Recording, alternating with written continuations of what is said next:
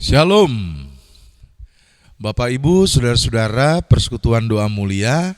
Senang sekali hari ini saya bisa berjumpa dan melayani Bapak Ibu, Saudara-saudara. Setelah sekian lama kita tidak bersua, Tuhan perkenankan kita berjumpa hari ini. Kita akan bersama-sama membaca dan merenungkan kesaksian firman Tuhan. Saya mengajak kita bersama membaca kitab Rut pasal pertama ayat 7 sampai 17. Rut pasal pertama ayat 7 sampai 17. Mari kita berdoa.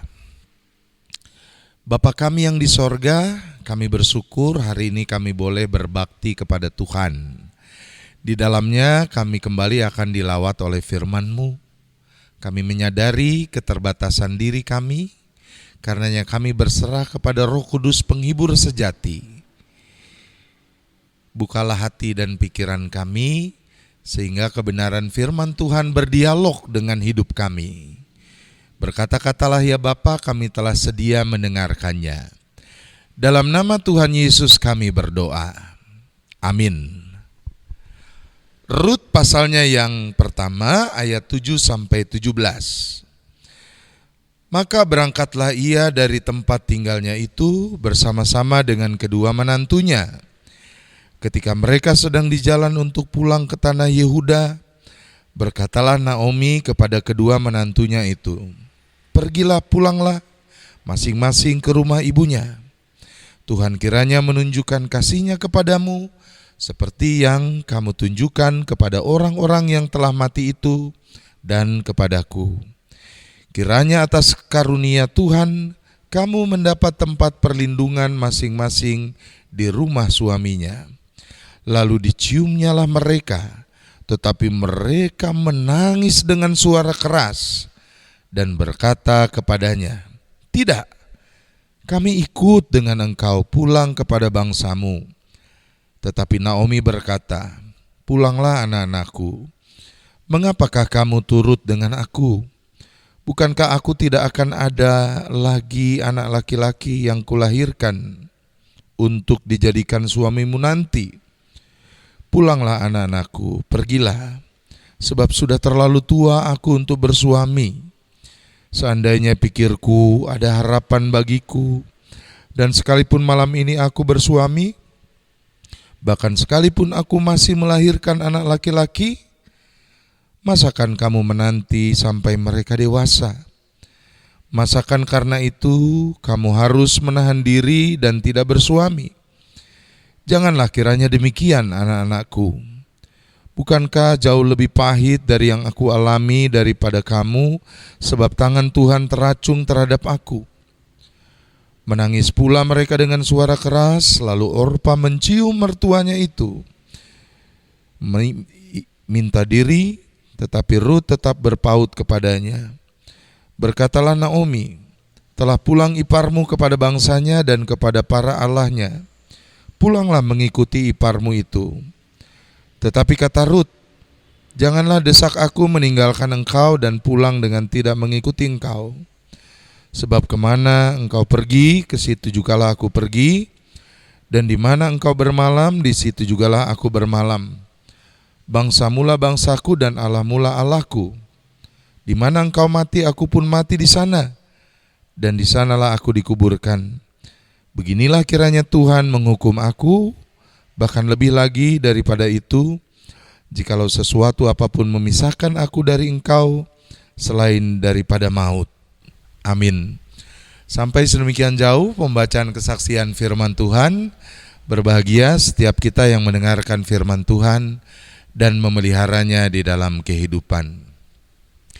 Saudara-saudaraku yang dikasihi oleh Tuhan, coba bayangkan sekali waktu kita ingin mengajak anak-anak kita untuk berlibur ke Taman Mini Indonesia Indah. Kalau dari tempat pelayanan saya ini di Cikampek menuju ke Taman Mini Indonesia Indah sebetulnya tidak terlalu sulit. Jadi kita langsung saja masuk tol Jakarta Cikampek, nanti kita bisa keluar misalnya di tol Cawang, dari sana sudah tidak jauh. menuju ke Taman Mini Indonesia Indah. Tapi saudara bayangkan ketika mobil yang kami kendarai baru sampai daerah Delta Mas, daerah menuju Cikarang sana, lalu tiba-tiba jalan tol itu ditutup karena ada kecelakaan besar terjadi. Jadi seluruh mobil yang ada itu dibuang untuk masuk ke daerah Cikarang ke jalan biasa, tidak lagi bisa menggunakan jalan tol. Saudara-saudara, itu yang namanya jalan putar. Jarak tempuhnya pasti lebih panjang, saudara-saudara. Bahan bakar yang digunakan juga pasti lebih banyak. Biaya perjalanannya pasti juga lebih mahal. Apa yang biasanya kita rasakan? Kita menjadi kesal, kita geram, saudara, kita marah karena jalan putar itu. Padahal saudara-saudara, jalan putar itu kan gak selalu buruk. Kalau kita mau berpikir positif, terbuka hati untuk beradaptasi, bersedia untuk berpikir yang baik, maka sebetulnya jalan putar itu banyak hal indahnya juga. Contoh sini saudara ya, barangkali kita pernah dengar ada sahabat kita di tempat pekerjaan kita mengatakan di daerah Cikarang itu ada rumah makan enak, masakannya menarik, penyajiannya. Kita nggak pernah sempat lewat di sana karena biasanya kita gunakan tol. Tapi karena menggunakan jalan putar, kita jadi tahu, oh ini rumah makannya. Sangat mungkin kita mampir sebentar. Atau begini saudara, kita pernah tahu dari teman gereja kita bahwa dia punya rumah. Selain rumah di dekat gereja, dia punya rumah juga di daerah Cibitung. Kita tidak pernah berkunjung ke sana. Tapi karena kita lewat jalan putar, maka perumahan tempat dia tinggal itu kita lewati, kita lalui. Bahkan sangat mungkin juga kita mampir sejenak ke rumah sahabat kita itu. Jadi jalan putar itu banyak juga indahnya. Nah, saudara-saudara, tentu jalan putar kan tidak hanya soal rute perjalanan kendaraan. Hidup ini juga kadang-kadang mengalami jalan putar. Saudara sudah ada di bagian yang membuat saudara nyaman ya, bagian di tempat pekerjaan. Saudara punya teamwork kompak sekali. Saudara punya atasan yang saudara pandang bijak. Tiba-tiba saudara teman kerja saudara dimutasi, atasan saudara diganti, wah saudara kesal, geram. Ada jalan putar di sana. Atau dari sisi kehidupan yang lain, saudara, hari-hari biasanya kita sehat, ceria, aktif begitu. Tapi tiba-tiba sekali waktu kita sakit, ternyata dokter diagnosa penyakit kita serius. Kita harus menjalani jalan putar. Atau saudara-saudara, hidup keluarga kita kelihatannya baik-baik saja, hangat, semua berlangsung sesuai dengan harapan. Tapi tiba-tiba ada anggota keluarga kita yang Tuhan panggil pulang. Saudara-saudara, itu jalan putar. Pasti membuat kita marah, jengkel, geram. Tapi kalau kita sekali lagi mau berpikir positif, beradaptasi dan terbuka hati, pasti ada indahnya. Saudara, itulah yang dialami oleh 3 perempuan yang resmi menyandang status janda, dicatat di dalam Alkitab, Naomi, Ruth, dan Orpa. Saudara, saya mau jelaskan sedikit, dalam tradisi Yahudi, janda itu status buruk, bahkan paling buruk. Kenapa? Pertama, kalau perempuan jadi janda, maka kematian dari suaminya selalu dikaitkan dengan dia. Dia bawa sial, dia bawa kerugian, sehingga suaminya pun pergi. Lalu yang kedua, dia tidak dimiliki dan tidak memiliki siapapun. Kasihan sekali. Bayangkan saudara-saudara, sudah tidak lagi bisa ditemani oleh orang yang dikasihi, ditambah lagi predikat seperti yang tadi saya jelaskan. jalan putar yang berat yang harus dijalani oleh Naomi, Ruth, dan Orpa. Tapi setidaknya dari Naomi dan Ruth kita bisa belajar. Kalau Orpa kan akhirnya kembali ke tanah Moab, ke negerinya. Tapi Ruth dan Naomi mengajar kita bagaimana terbuka hati, berpikir positif, beradaptasi terhadap jalan putar. Catatan saya yang pertama, kenapa mereka bisa bertahan? Karena Naomi dan Ruth mampu melihat titik ke depan, yaitu yang disebut karya Tuhan. Saudara, saya ingat betul ada seorang perenang perempuan di Amerika, kalau tidak salah tahun 1952. Perempuan ini namanya Florence Chadwick. Bayangkan saudara-saudara, dia bisa berenang 21 mil, kira-kira 33 kilometer dari pantai Catalina ke pantai Florida. Ini saudara-saudara jarak luar biasa.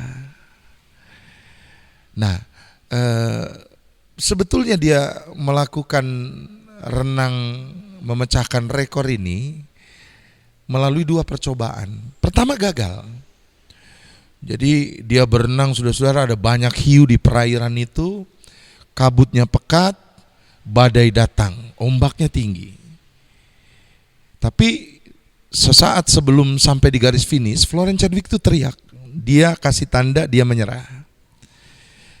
Lalu orang bilang, aduh sayang sekali, tinggal sebentar. Kenapa kamu menyerah? Lalu Florence Chadwick ini katakan, loh saya gak tahu sebentar lagi finish. Saya gak bisa lihat ke depan. Pada percobaan kedua, saudara-saudara, dia berhasil. Hiunya masih banyak, ombaknya masih tinggi, badai masih datang, kabut masih pekat. Tapi dia katakan kenapa dia berhasil? Dia bisa lihat daratan yang akan dia tuju. Jadi titik ke depan yang bisa dilihat itu sangat penting sekali. Ruth dan Naomi yakini itu. Dalam beratnya, pahitnya hidup mereka, mereka meyakini karya Tuhan akan terjadi dalam hidup mereka. Ke depan, ada titik di depan. Lalu Bapak, Ibu, dan saudara-saudara, catatan yang kedua, mereka ini saling menopang. Kesetiaan yang ditampakkan oleh Ruth kepada Naomi, mertuanya, adalah bentuk empati, kepedulian. Ruth sebetulnya bisa hidup dengan dirinya sendiri, dengan hidupnya yang baru, dengan suami yang baru. Tetapi dia tetap punya kepedulian kepada Naomi mertuanya. Karenanya dia tetap ikut dengan Naomi.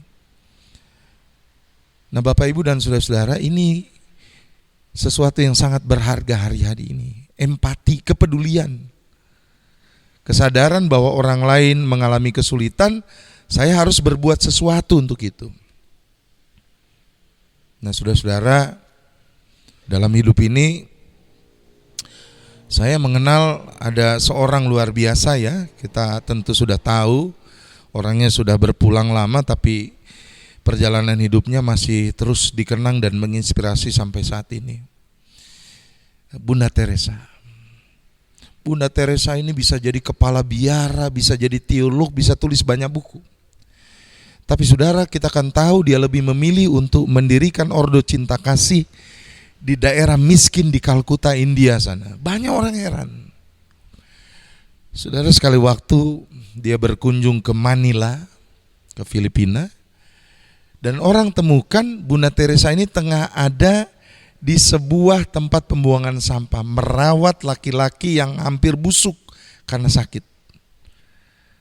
Lalu orang tanya, ngapain ada di sini?